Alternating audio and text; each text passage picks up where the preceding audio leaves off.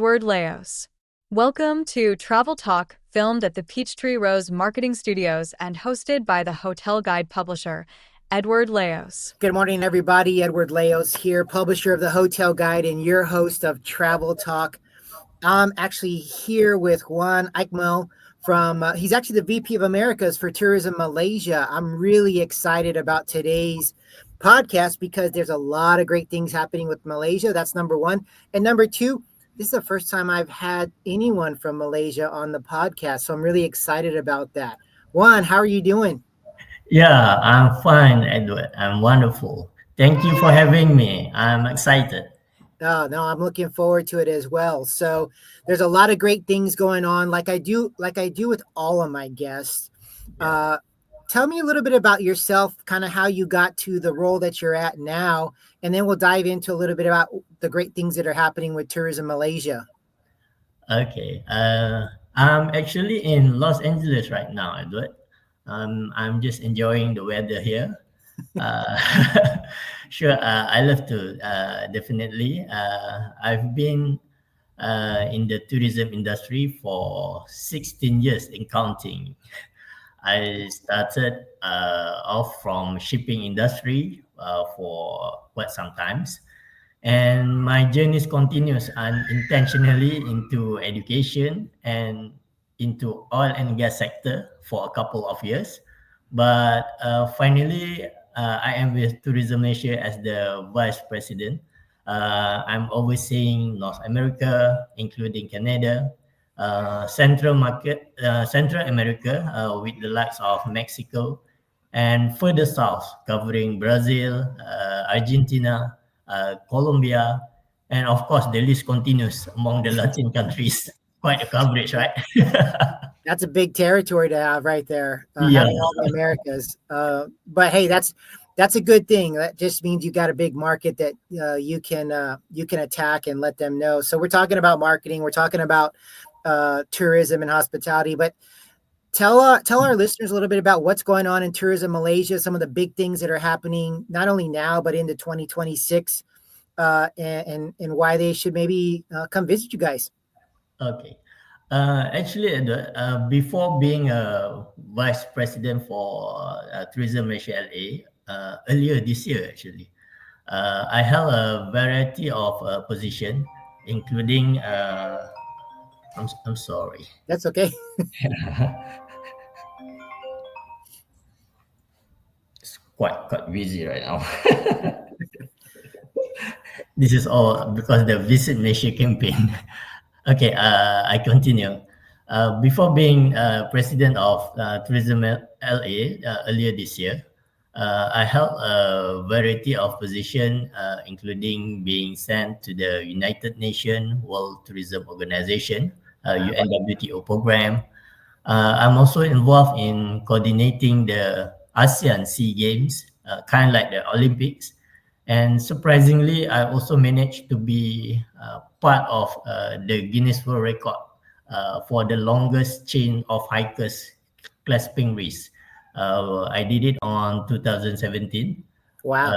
That alone shows that I'm an outdoor person. No, definitely. Where was that?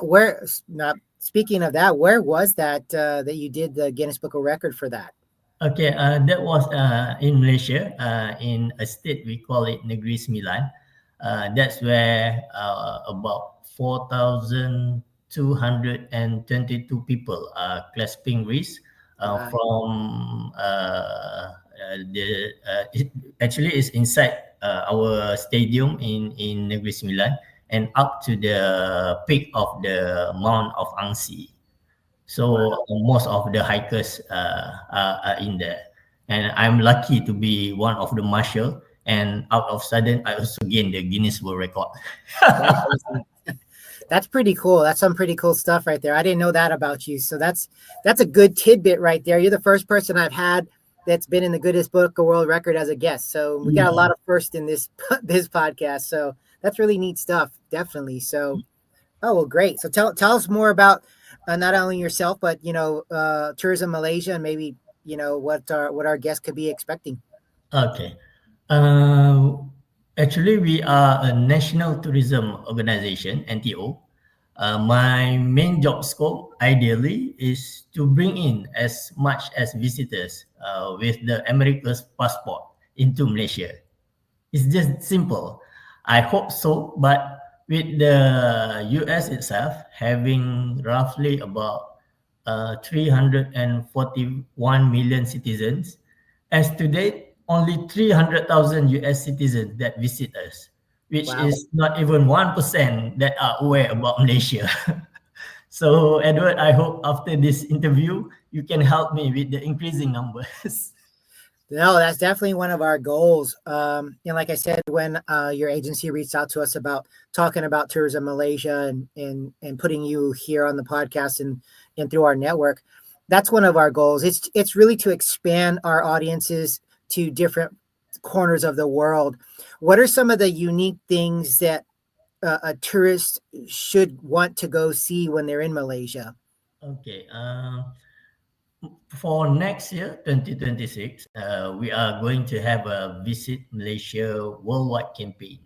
The intention of which to welcome 45 million international visitors and to generate 64.3 billion USD in terms Wow. of tourism revenue. The initiative highlights a broader vision of sustainability, inclusivity, and economic growth, showcasing the diversity of experience available in Malaysia, how accessible it is from so many parts of the world, Yeah. and encourage not just increase in tourism spending, but also for longer stays. And why is Malaysia an advantage? Because we are diverse. We have 13 states and 3 federal territories, each with our own unique cultures, cuisines, and natural wonders. We are also having a rich heritage, vibrant festival, and of course, we are genuine in terms of hospitality. Apart of that, the nature also offers a pristine rainforest, world-class diving.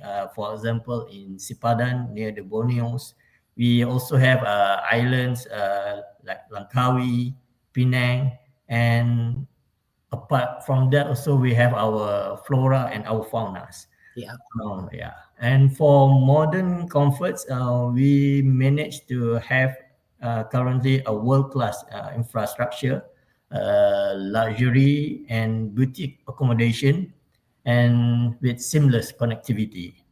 That's part of our commitment to the tourism industry. And among of that, we still maintain our sustainability and for all the tourists to get community-based experiences.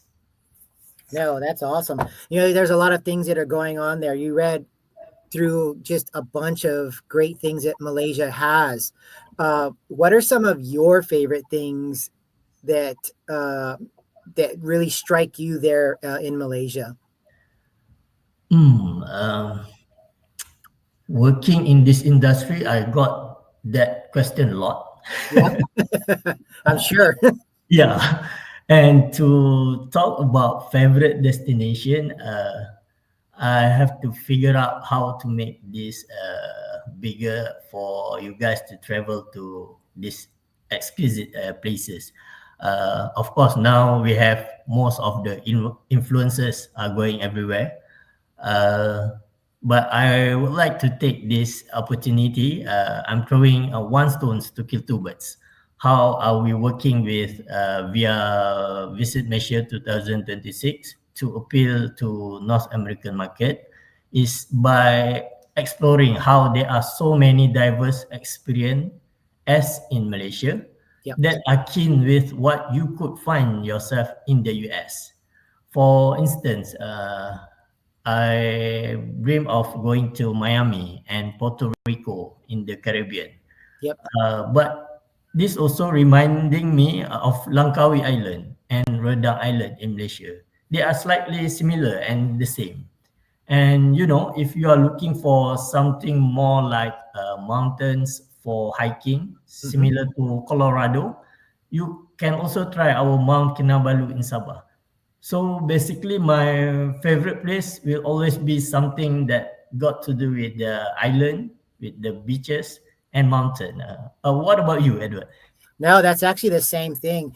I love to go hiking, and I'm a big beach person. So I'm not so much on the winter, skiing guy. If I was ever going to a skiing destination, it would be really just to enjoy the food and drinks there. I'm not a cold guy, but I love to go hiking. So when you're talking about that and the rainforest and all that, that's always appealing. And then I love a great beach. And so those are two initiatives right there that really stand out to me. So uh, that's some good stuff right there.